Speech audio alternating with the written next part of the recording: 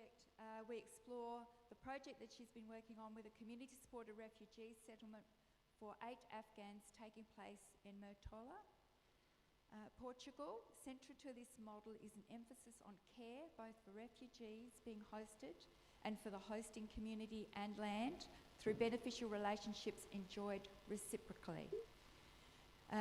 Eunice graduated as a landscape architect in 2007, as was introduced to permaculture design in 2009 and fell in love with it.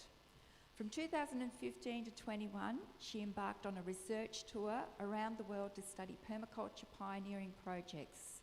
She's currently working as the coordinator of Terra de Abrigo, a permaculture-inspired resettlement project for Afghan refugees.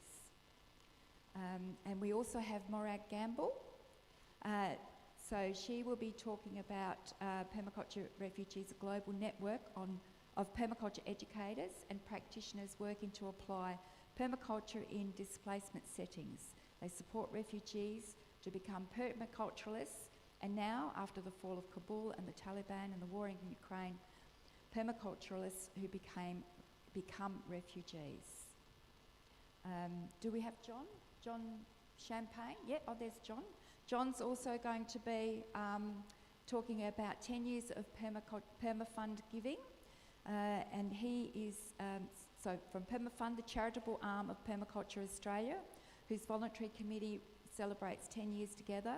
In that time, they've processed 64 grant allocations in 16 countries. And John is the director of his business, Brogo Permaculture Gardens, and currently the chair of Permafund, and has been an active member of the permaculture movement for 30 years. Property establishment, eco-village design, PDC teaching, and bioregional development are areas of John's involvement. Welcome, thank you. Thank you so much.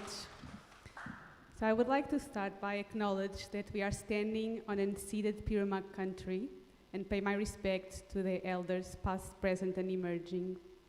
And I would also like to thank to all the teams, all the volunteers, everyone that made this APC possible, because it has been very, very inspiring to be here.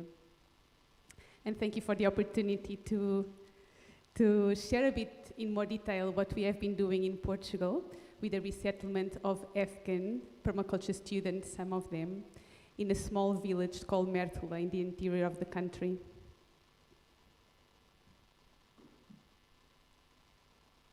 Let's see. So this is Mértola. And because this is a permaculture convergence and I am very passionate about permaculture, I really wanted to emphasize throughout the presentation how permaculture has been a driving force behind finding solutions for our Afghan friends, and how the permaculture ethics, principles, and the solution-oriented mindset that we have as permaculture designers have supported us along the way. So to start with a bit of context, as explained in the previous session, Rosemary has taught in Afghanistan for a couple of years, in 2017 and 2018. And she works specifically with a group of peace activists, young peace activists that were fighting for peace, education, human rights, sustainability, and permaculture. And they were, as you see, bravely putting their hearts and lives, sometimes in danger, to defend what they believed for. And they are really driven, they were and they still are driven for a more equal, just, and green world for Afghanistan. So Ro and I had been supporting some of these students for a while to implement permaculture in schools, school gardens, to implement grey water systems, to try to get permaculture to the national curriculum of primary schools. And they were just about to start the first permaculture-inspired organization in Kabul. And we were doing a series of interviews with some of them just before the fall of Kabul. We could already feel the tension when we were, in contact a few days before the fall. And when Kabul fell to the Taliban on 15th of August of 21, they desperately asked for our help. As they were peace activists, they were related with internationals And they are from an ethnic and religious minority, as are Shia. Their lives were in danger. And we had no clue how we could support them, but we knew that we couldn't not do it. We had to find ways to support our Afghan friends. So we started by tapping into our permaculture networks, and we thought that India could actually be a good country to get some of the permaculture students resettled or as interns in different projects in India working with permaculture. Could be schools, some were eco-villages. We were speaking with Narsana and Padma, and we had all these agreements and signed protocols to show the government to ask for visas and try to get some of our students to safety in India. But unfortunately, the Indian government didn't allow, they didn't want to receive Afghan refugees in their country, and we had to change our strategy.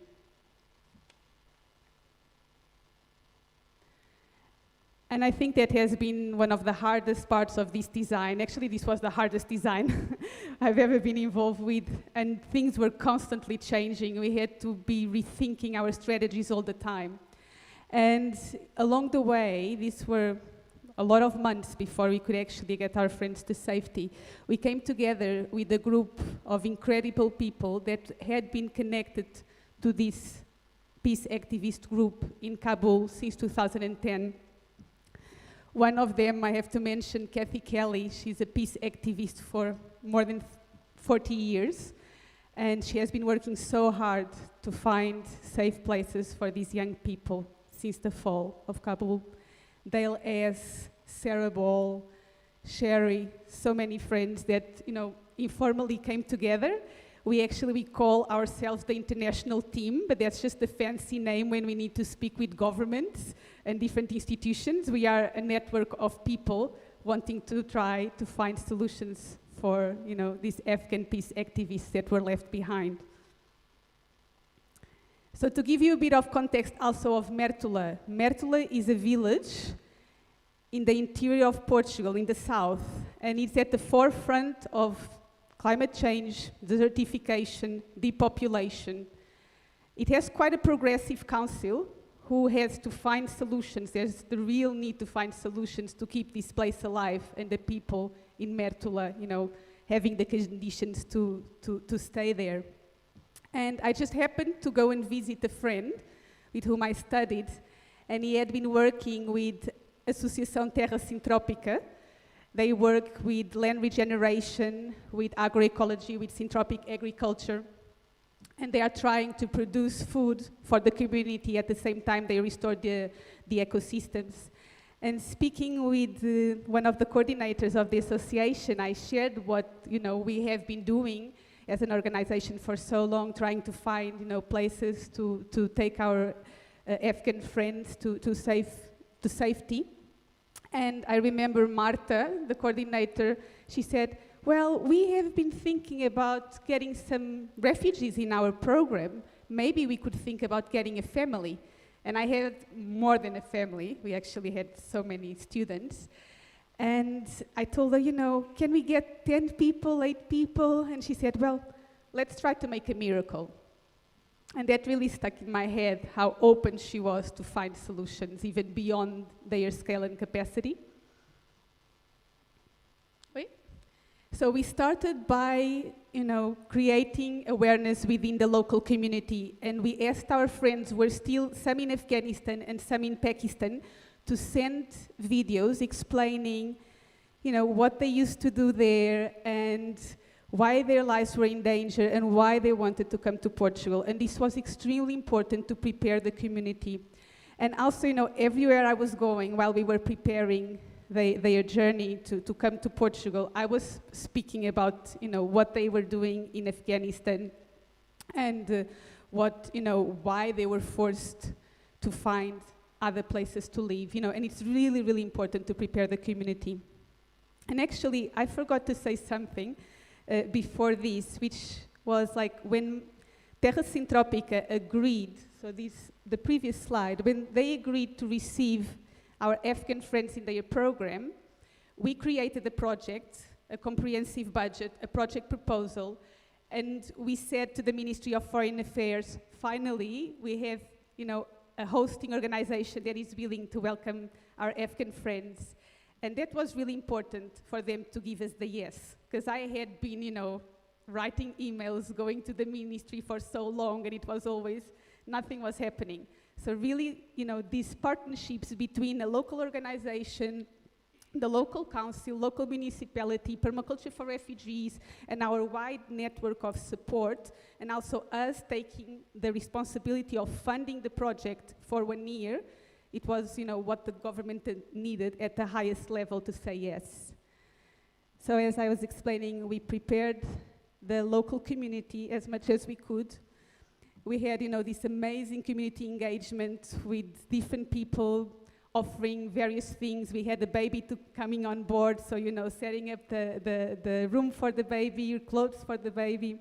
So it was really beautiful to see how everyone wanted to help. And this was one of the happiest days of my life, the 3rd of March of 2022. And there we were at the airport welcoming our Afghan friends. So near me you have Alina, Raim, Madi, Ali, Mohammed, baby Arsalan, Frista, and Norina. And then behind is Nuno, one of the coordinators of Terra Sintropica. The local council was represented by Rosinda Pimenta, the vice president, and she was there as they arrived in Mértola to give them a very warm welcome. It was very beautiful and emotional as she was welcoming them to their new home. And we also had various people from the local community bringing food, traditional meals, and they had this first meal with us in safety, which they hadn't been, for so long. And this is the meeting on the right, Terra Sintropica farmer Antonio, who actually has been their main mentor with this program. And everyone wanted to help. The lady in the market wanted to offer fruit. The ladies from the shoe shop offered shoes for the baby and the ladies. And, the whole community somehow wanted to support. So this is a resettlement project, not of just some people, but of a whole community. And, with the permaculture holistic approach in mind, we knew that we had to prepare our friends in many dimensions. And, we needed to support them financially, help them through their legal process, integrating them in a different culture, in a different society. They are also engaged with the ecological program at Terra Sintropica, and I will speak a bit more about each of these dimensions. So here they are with Antonio in some of the first days of, food production and land regeneration at our farm, Quinta da Horta da Malhadinha. And they have this program where they have practical classes and theory classes every mornings at the farm. And here you can see some of the classes we had. We really try also to engage with participatory learning, and it has, like Greta was saying, we are always learning from each other. There's always an exchange here. And we also have observed the biophilia effect, how being surrounded by nature, in contact with nature, gardening, has had an impact in the psychological and mental health of our friends. And they go through a lot of phases in this resettlement project. They come in a fight or flight mode. After that, as they settle down, they are in safety. A lot of the trauma and problems start arising. And we really think that this connection with nature has been very important in this whole process of resettling. And they have Portuguese classes with Eunice. They also have, we had the cultural Mondays. So every other Monday we were going visiting projects. Mértola is a village museum, so there's a lot of museums, a lot of interesting things that they have been exploring with us, also to start to know more about the Portuguese culture. And here was when they first received their refugee card. And this also legally, it's a very long process. And Laura that you see here in the image, she has been working with me both full-time, and it's so important to guide, these all legal processes with determination and constantly talking with the organizations to make sure that they don't take very long and that our friends can benefit from, the health system, they can start to work, be part of the tax system, and be fully integrated and legal in Portugal. And we are also very passionate about applying permaculture to guide them to design their lives, their dreams, so that they can express their full potential in their new country. And here you see Frista, the mother of Arsalan, and she loves cooking, and she has been helping in our cafe and canteen. She's working with Dona Margarida, and she's, learning how to cook, learning Portuguese, and she's really happy with what she's doing now. And we are exploring ways that she can produce food that can support her sister and mother that stayed in Afghanistan. So we don't forget those who are there. It has been really important to have weekly feedback sessions. So we are constantly redesigning and readjusting the program according to the feedback that our friends give us. And this also allows us to have an understanding how they are, how they feel, what kind of support can we offer to them. And we've been working with some organizations in Portugal that are actually specialized in psychological support to the Hazara community, and that has been very helpful. And meals, we have lunch all together usually, and it's a very important moment for, sharing our lives, creating stronger bonds. We also have very special moments celebrating birthdays, special moments with our friends. Here it's the celebration of Nowruz, the Persian New Year. And it was beautiful because just 20 days after they arrived, they could actually be the ones hosting us and guiding us through their traditions. And, we danced, we ate Afghan food, we exchanged so many things in that day, so many stories, history, culture. And here you see Madi dancing and the ladies, how beautiful they are. And we also, every opportunity that we find, this is the Islamic festival, opportunities that we find to share more about the Afghan culture and to also share more about what these Afghan activists have been doing. We do it. Here you have, a small exhibition on the wall, and Ali is just explaining the history of Afghanistan and what they used to do as Afghan, activists there and peace activists. And here you see Norina, she's engaging with Pedro and Rita, who are storytellers, and they wanted to also tell a story about Afghanistan in both languages, in Portuguese and Dari, and it was beautiful. So there's so many opportunities for exchange and for enrichment of both the hosting communities and the people that are hosted. And then we were delighted to have Greta and Ro joining and offering a PDC. And it was a very special PDC with our Afghan friends and also with people from 8 other nationalities. And as I said, we don't forget the ones who are still in Kabul, and we have been creating materials in both English and Dari to support the people who are there with food security, water security. We've been looking at how to keep the homes more comfortable with very low means and resources, and our friends have been actively working on these materials to send and to share with those who are still there, their families and friends and communities. And the idea is that we could replicate this model, and we've been in touch with the government in Portugal, the High Commission of Migrations. They've been following our project, and because it has been going well and they know we have other Afghan activists that we need to bring to safety, they allowed us to replicate, and we could bring 17 more Afghan peace activists to Leiria, my home city, and replicate the Mértola project on an urban context. And it's very interesting because, I thought I had another. It's very interesting because they are not only on the farm. The hosting community is Impulsar, which is a social organization working with different social issues in the city, but they are engaging with, school children, with the elderly, and they are teaching permaculture in schools. So it's very diverse, the program, but also very interesting, and we are looking forward to share more about it.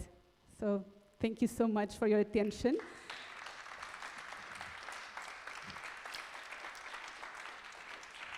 And thank you to everyone that made this possible, because this is really a community, a wide network support system that allowed this to happen.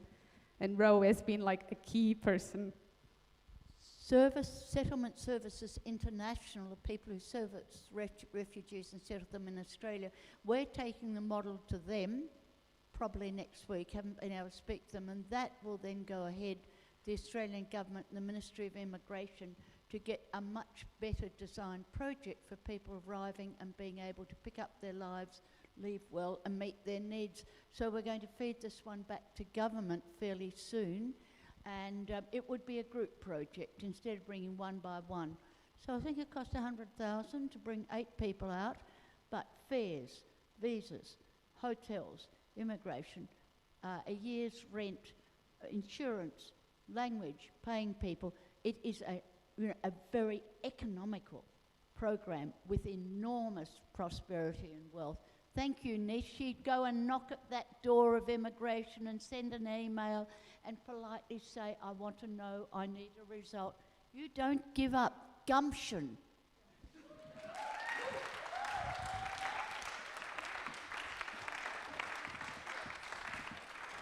All right, Eunice will be here for questions a bit after. So we now go to Morag Gamble, who is talking about permaculture refugees in Kenya. So are we able to hook up with Morag there? There we go. Excellent. Away you go, Morag.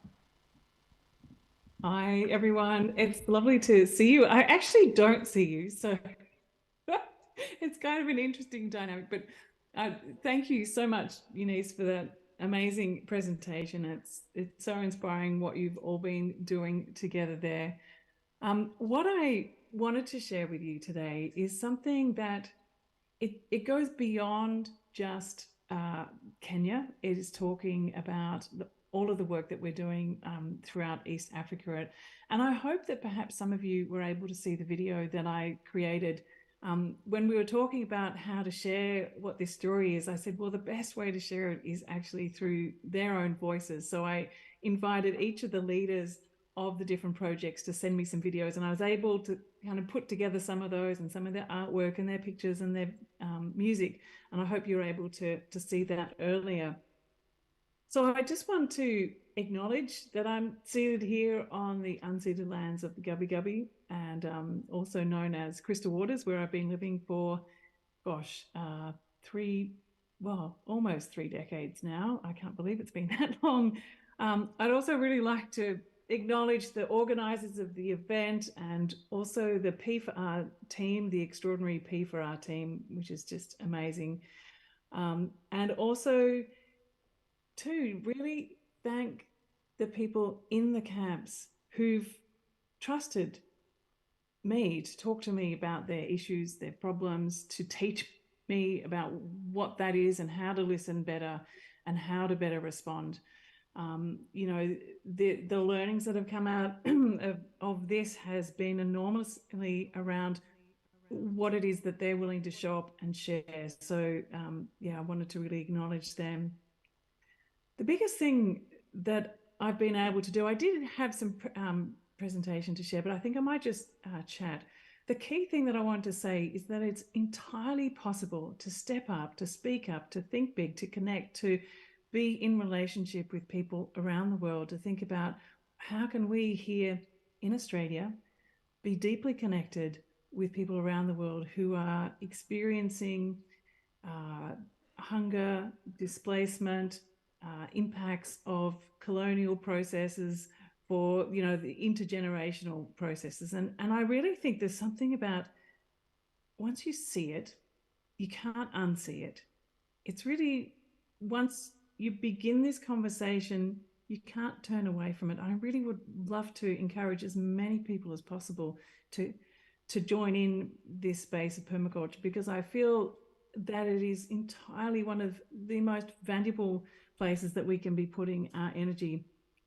So just in terms of sharing you about a bit of the process of what we do. So I run something called the Permaculture Education Institute. And essentially what I've been able to do is create a series of courses that I can offer to anyone, anywhere around the world, to be able to dive into the resources of permaculture education and permaculture design.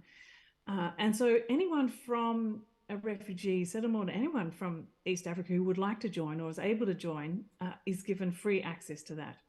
And I've designed the program specifically so that that is possible. And while that is okay for some, it's not okay for many, obviously, for reasons that you could probably very well notice, that, you know, access to internet, access to computers, access to all of that kind of technology that would give people the entry point into the information that they need to be able to do this work. So what I've been able to do is then find a way to support champions or local leaders, local people who are catalysts, who can access all of this, take it, contextualize it, and to put it in a frame that makes sense for where they are. And so what I've really focused on trying to do in conjunction with the Permaculture Education Institute, when I realized that not everyone was going to be able to access this, I amplified the work that I do with this small charity that I inherited, and it's called the Ethos Foundation. And basically what this is an organization that gathers funds to support and sponsor permaculture education programs in East Africa. That's our main focus now. Now, I don't determine what those projects are. I don't even set an amount, or I don't take any, I don't have a grant program. It's a direct response and relationship to the people that we are in connection with.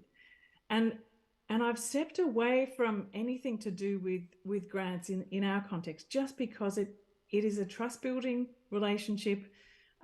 It's really about having regular contact. So every day I'm in connection with all of the leaders and many of the people who are involved in this project. So I know what's going on the ground. I can see what's happening, and I also can step away too from having to be the person who's being, like, I don't know, like the overseer. They oversee the work that they do. They let me know what they need in order to do that work, and I try and find support for that. The biggest thing that I find that is the most challenging bit is how hard it is to get enough support for the amount of work that is wanting to be done. So anyway, what I do is I typically say yes to anyone who says, anyone who's part of this relational group. So it begins with one group who then teaches another group, and those people then say, oh, we'd love to do that. And then they get in touch and say, we'd like to do it. And then they teach someone else who gets in touch. So it myceliates. And so I typically try and say yes to as many people I know who are in this relationship with this group on the ground, and find a way. And the way that I've been doing that is by setting up, many of you might have come across things that I've done with masterclasses. Some of you presented those masterclasses, film clubs, the global pollination sessions that we're hosting at the moment. I've got a masterclass tonight about permaculture and storytelling. 100% of any funds that ever come into those go directly to support the projects over in East Africa. So thank you to anyone who's ever contributed to those. We also have a possibility where people can donate directly to either a project or to a person. So there is a number of people that are key activators in the community, and I've been able to set up like a tithing system so that Bemriki and Roland and Danny and Jennifer and Jane and there's a whole couple of handfuls of people that every month we tithe a small income to, so that they can be activating what's going on in the ground. So if anyone is also interested in supporting an activator, someone who's both teaching the programs, coordinating the programs, getting the demonstration programs on the ground, listening to what it is that's needed and bringing that to the attention, sharing the voice. So that's kind of been one of the key parts of it, that there's a consistency that they can rely on to be able to pay attention to that, and then to be able to use that to activate the projects, because there's no way that we can manage and control that from here. It's entirely about what's going on the ground, and there's so many incredibly intelligent, educated, committed people who can do that. And so really our work has been to find and support those people, and then to connect those people. So what we have is a broad network across all of the East African camps and settlements that exist. Some people have been living in these camps since, I think the earliest person I've come across is 1996. So that's an incredibly long time. This man has probably spent most of his life in these camps. And so there is no way that you could possibly know more than what they know about how to make things work, what is needed, what's the best way to make it happen. But they are hungry for information, and they're hungry to have a voice to share, and they're hungry to be part of the conversations that are happening. And so this is where I find the main way that I'm able to contribute is that to open the doors to that. So whoever can come and access the information, to come and grab it, get it, find their way through it. So we're helping to support with the technology to access that information, the internet capability to access that information, the computers to then be able to share that out with other people, so they can do pop-up cinemas or pop-up classrooms in different places, or also the equipment to be able to document what they're doing, so that they can then share it around in their community and share it out in the world. So one of the recent things that I'm very excited about is we've connected up with some movie makers who work with some of the most incredible, big ticket movies in the world, to mentor young filmmakers in the camps. And so what they're able to do is send their little videos in and get feedback from them, so that they can say, oh, well, if you just kind of thought about this angle, or what about this part of the story, or what about this lighting, or how about if you just clean your lens, basic stuff that can help them to get their content out into the world, so that they have a voice. And I think this is part of the thing, like they often feel like, oh, no one cares about what's going on with us. We're stuck here in the camp. We haven't got a way to speak out. We've got no way of getting information. And so it's this possibility of having the interconnectedness with a global community that will listen, and a global community will take their voice and share it out further. And so that's really what, often a big part of what we try to do. So and I'm also really excited that through some partnerships with different organizations around the world, we were able to bring together all of those leaders in person. So they are from Kenya, Uganda, Tanzania, up and down Uganda, all together for a 3-week teach-in. Each of them brought their own particular focus. So someone's really focused on, say, period poverty and how to make handmade natural pads for girls. Someone's really interested in nutrition and health. Someone was really focused on appropriate technology. Someone else is interested in mushroom farming. So each of them were bringing their own strengths, and then this wonderful teaching and how to teach better as well. So it was a teacher training, but just an incredible self-directed process. So we're able to get funding for that. So in terms of the funding that we do, we ask people simply, what is going on?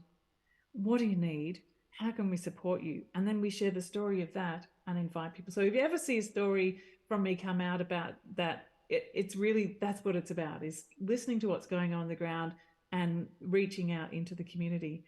Some of the other things that are going on is finding mentors, for example, direct mentors. One young woman told me recently that she really would like to write her story of how she was, how she had to flee from the violence in the Democratic Republic of Congo, and she landed in Uganda, and as a young woman, her life in the camp and how she's found her way, and how that then permaculture entered into her life, and how her, the transformation and what she would like to tell other young girls who are young refugees. And she said, I've got all these stories I want to tell from my home, from this life in the camp, from being connected with this global permaculture community, but I don't know where to start. And so I was able to put the word out through our global community and find someone who could mentor her. And so she now has a New York-based, internationally renowned storyteller who's helping her to pull out the threads of her story and to start writing. And so hopefully her voice will then be able to get out into the world and be heard far more. Someone else, Ben Mariki, he does a lot of permaculture teaching, and he works closely with the Office of Prime Minister and the UNHCR, are watching what he's doing, and they'd say things like, yes, but why are you only doing this for the, for the refugees? What about the host community? So he does programs that connect the host community with the refugee community. He identifies who in the camp is the most needing of permaculture, and identifies in what way. So it's a lot about livelihood development. We've helped to fund into what do you call it? The little the loan thing. So they set up these community loan trading. He said of all the years he's been in the camps for 20 odd years, he said it doesn't work to give people individually money. What it works is if we give into a community pot, and that community group then determines what kind of projects they want to do together. And they then, once they've got the community project, they have enough money to give out to individual projects, and it becomes a collective thing. So, the design of a lot of these systems is coming out of the deep experience that's in the camps. And also, just to finish off, some of the things that are exciting me the most and have rippled out across into global permaculture work is the culture of permaculture that's coming out of this. So some of the young people who've done the permaculture design course said, yeah, it's great, but I understand it's a bit like Charlie McGee, so I understand it more if I sing the songs. And so they have now got a permaculture album that's emerging out of the camp. There's incredible artwork. One of the projects that's happening right now is designing up a series of murals that they're going to paint up and down the main street of the camp, so that the story of permaculture is just there in the landscape. And as they develop those, then start to develop gardens around those murals as well, and pointing to where their education centre is. There are, as I mentioned, the film and photography. There's youth hubs. So the last recipient of the Youth in Permaculture Prize was a young woman who took that money and has created a vibrant Perma Youth hub in the middle of her area. So together, the young people got together and renovated an old hut, which is their main classroom and their meeting centre. They've designed together the gardens, and they're opening it up for classes. And so these become points of activation. They become points where things just emerge from. They attract people into this work.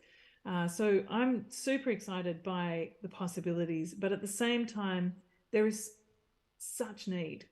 I just feel like all the time it's just a drop in the ocean, but that's all that any one person can do. But if we all together within our global permaculture community are able to contribute in some way, whether it be to Permafund, whether it be to P4R, whether it be to Ethos, whether it be to our own communities, in a way that we think everything that we do, what is the way that we can pay it forward, we can pay it sideways, that we can share what we're doing. And it really is deeply a part of this, the fair share ethic. And I think we need to sort of step away from, the concept of getting a bang for our buck or just partially funding things, to really listen what it is that people are needing, to activate that, to connect people and give people an opportunity to be part of this conversation and to have a voice. So I'm really look forward to any questions that anyone has, and I'll close it up there to make sure we have time for John Champagne to jump on in now. Thanks, everyone.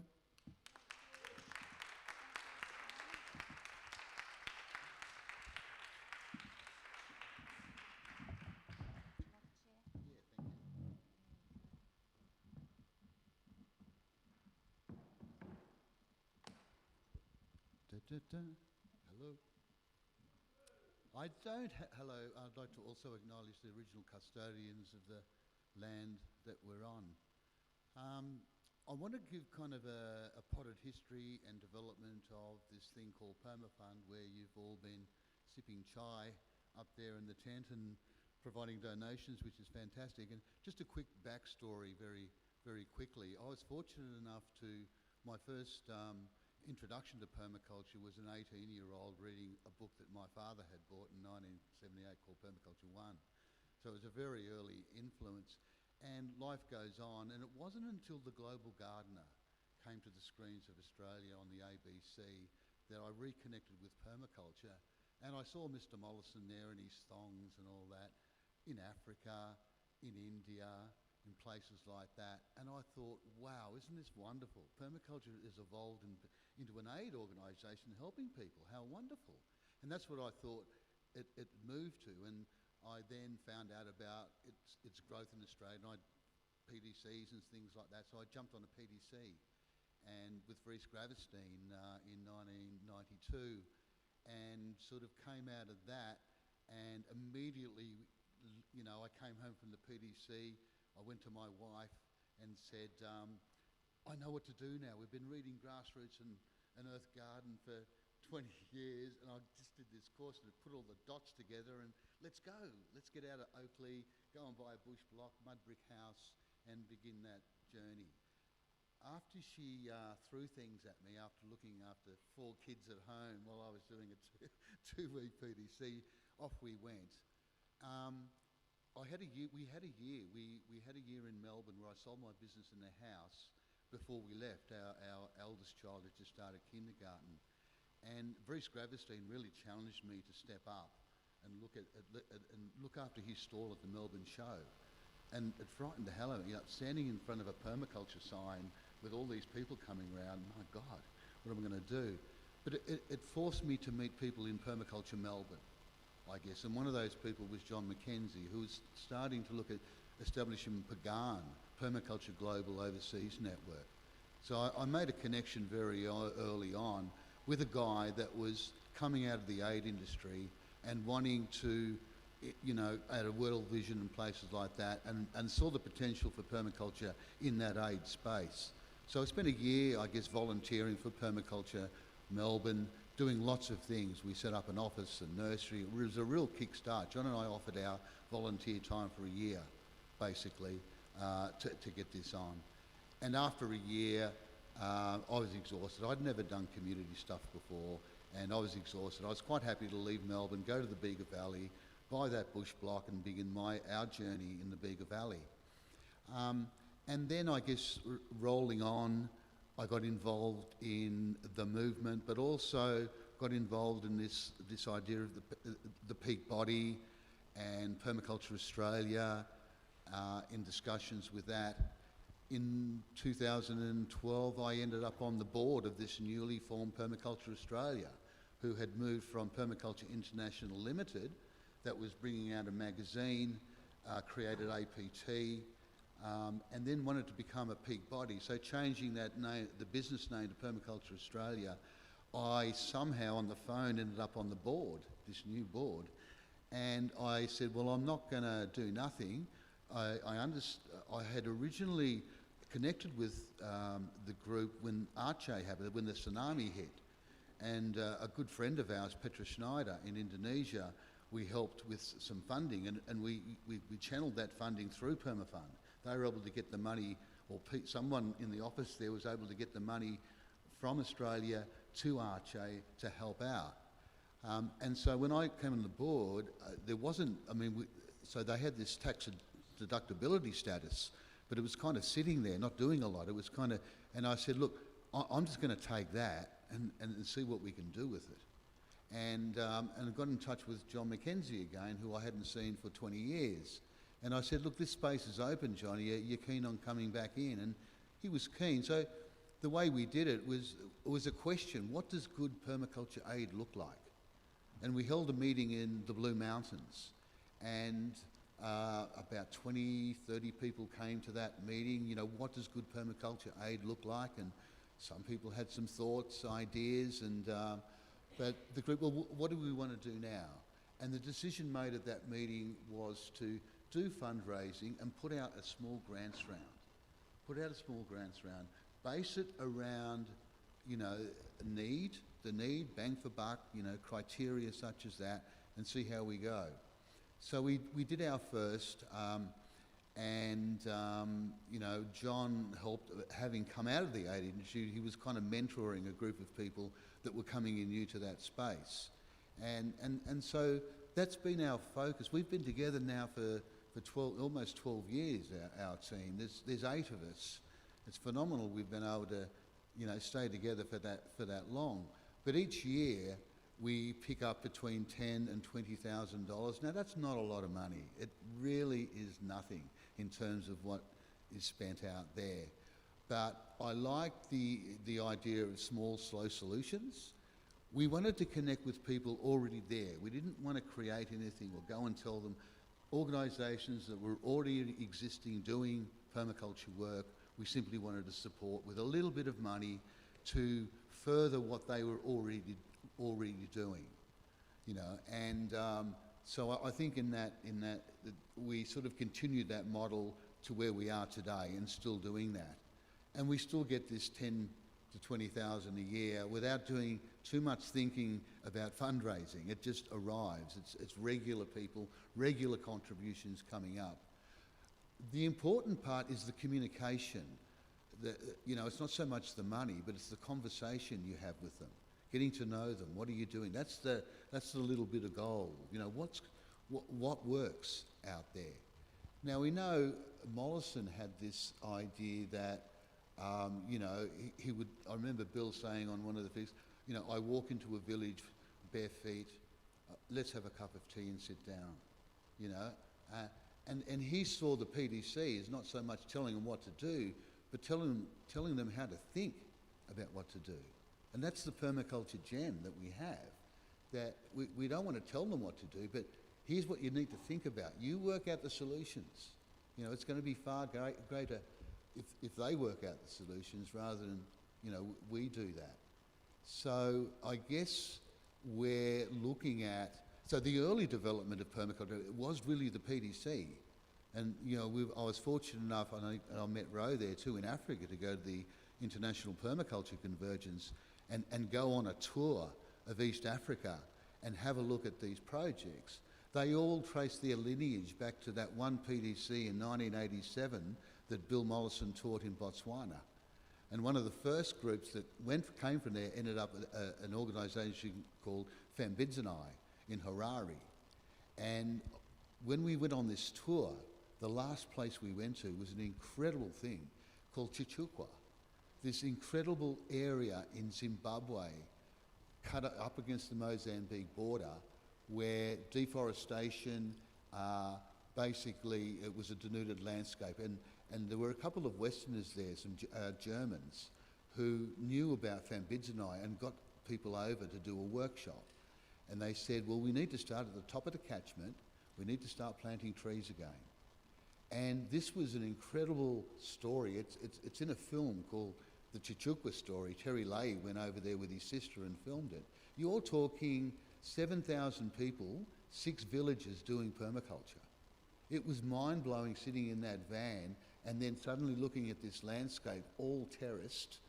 Like you think you're in Southeast Asia, but you know, here we have, you know, housing, food systems. They couldn't afford earthworks, they used vetiver grass.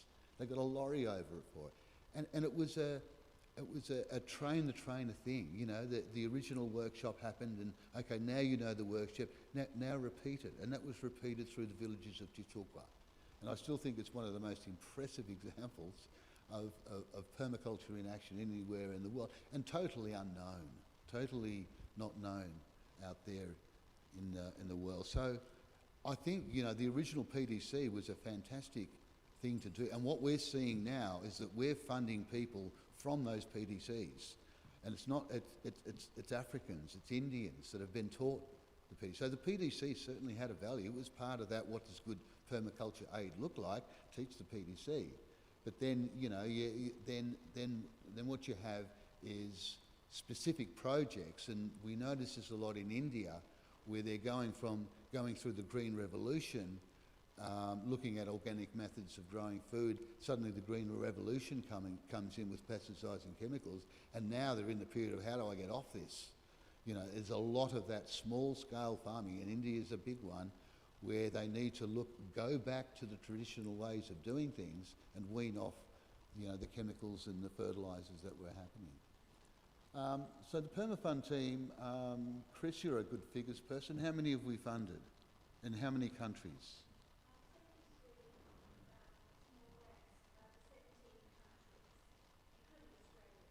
Yeah.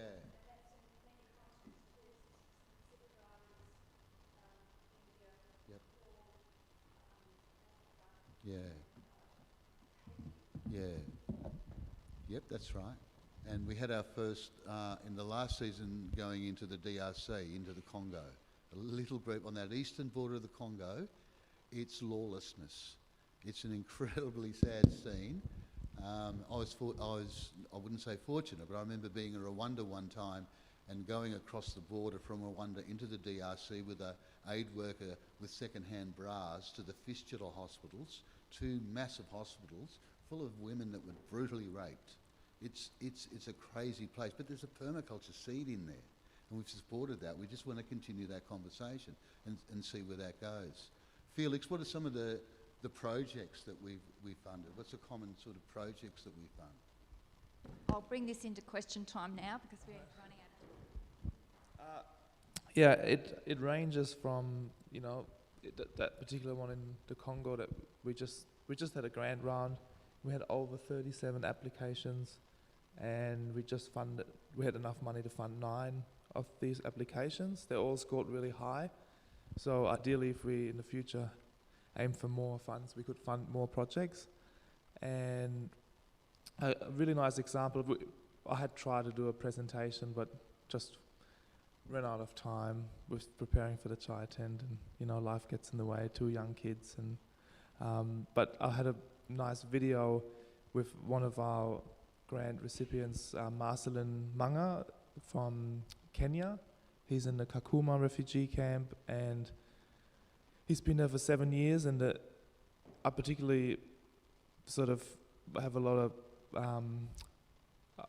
like a connection of it touches me because of the camp is as old as I am.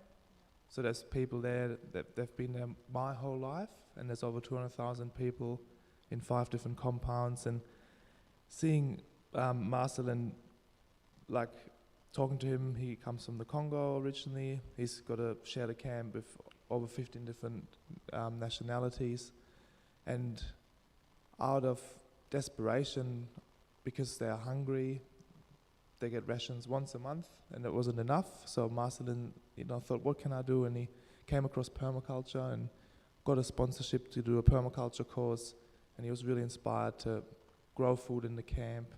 And then he came across Permaculture Australia, and so Permafund was giving out small grants, and so he applied. Waste going to the toilet was a big issue. Number 2, we have to do it every day, and in the camps it's just very unsafe. And so he started around the compounds to see if we could build a composting toilet. And so he was put in touch with a guy from the UK that developed the tree bog toilet, which is a raised toilet, and it's got straw walls, and you can walk up into it, and it's got enough space for example, a woman with 3 children to go in there and go to the toilet safely. And then they plants around it, because there's a lot of leaching of the nutrients, and then they can grow fiber and food and fuel around it. And so that's all in the last couple of years. They've made a nice little permaculture center in one of the camp compounds, where they've set up a garden and got one of the compost toilets. There's 3 now in the camp, and I had a video of him talking directly to us. Is that something Yes. you can share to the organisers so that they can put it on the site? Yeah, so what I was going to say was we're just sort of starting to, we've started a YouTube channel and we started with the history of Permafund and want to share the project so that people can see what's happening and all right, thank you. Just a reminder too that there is a stall out the front here so you can get some more information on P4F.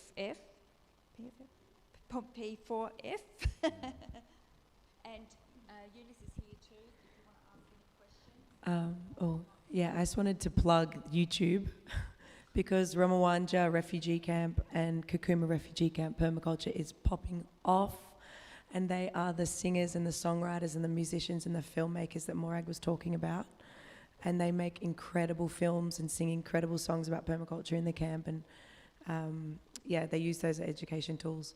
So I think Ethos Foundation, Morag's YouTube channel has a lot of those links. Permafund, Permaculture for Refugees. Yeah, awesome. And do you have a question? I just want to say, Sarah and I are teaching in places where people are really hungry for, like, what do we do now? We've got really saline water, we've got our water patterns changing, and we're always looking for best practice from around the world. And if you guys have a repository of 12 years of best practice in low-tech settings, I really feel like we really need to collect that information and share it. So so I looked at you, I was like, oh my God. It's a work in process. It's a work in process that we'll certainly get to that. But I just want to finish. I mean, Bill Mollison was often called lots of things, good and bad, but deep down he was a humanitarian. He really, really was a humanitarian. And if permaculture's the application of principles and systems thinking to what you want to do, why wouldn't you put it to the people who most need it? Thank you.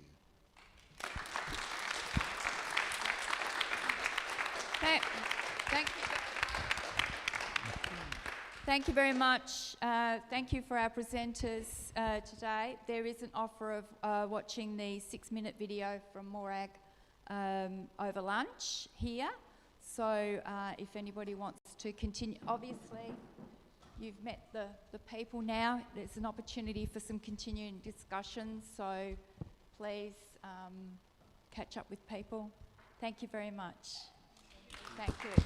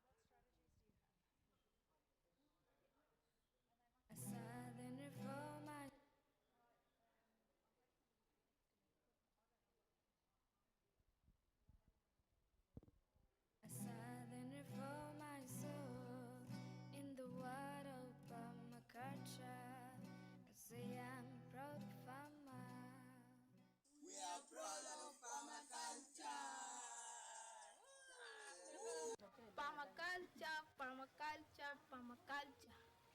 What a beautiful cause you have. Produce no waste, use small and slow solution. So thanks to our donor, Morag Gambo, and our teacher, Nakafer Brenda. I am Brenda Nakafeiro. I am permaculture teacher, perma youth leader, and coordinator at Perma Youth Hub Northern Uganda. As a leader, what we have learned, we have to need to pass it to the community and train other people with the same knowledge. We fight food insecurity, we fight poverty, we also fight climate change.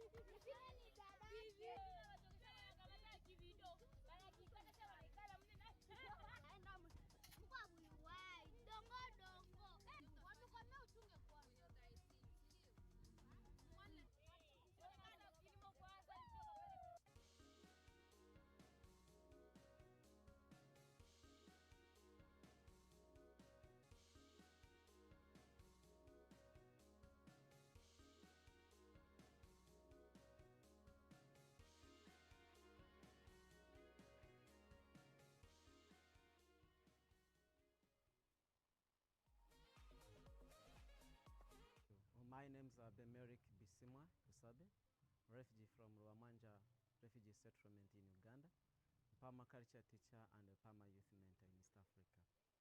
Well, I'm working on a permaculture project across East Africa, especially in Rwamanja and across settlements in Uganda. So the current project in Rwamanja is all about improving refugees' life standards through permaculture. Then at school, we have also expanded the project at school, which will be helping our refugees, children as well as teachers. There are so many children that are dropping out because of lack of food at home, and when they go at school again, there is no food, which is designing school gardens at school, which is combined also with the food forest from every school. That came in as a request from UNHCR and also Office of the Prime Minister. Later, we will also have some mushroom farm from some schools as part of also demonstration, but we are hoping to have one of mental health daycare center, which will be constructed, and that's where we are hoping to put in the mushroom farm. Thank you and wish you well. Hello, I'm Daniel Mani, permaculture teacher and the CEO of Umema Solidarity in Tanzania at Nyarugusu Refugee Camp. I'm working with children at a school. We teach them about the permaculture and other things in relation with permaculture. So last year,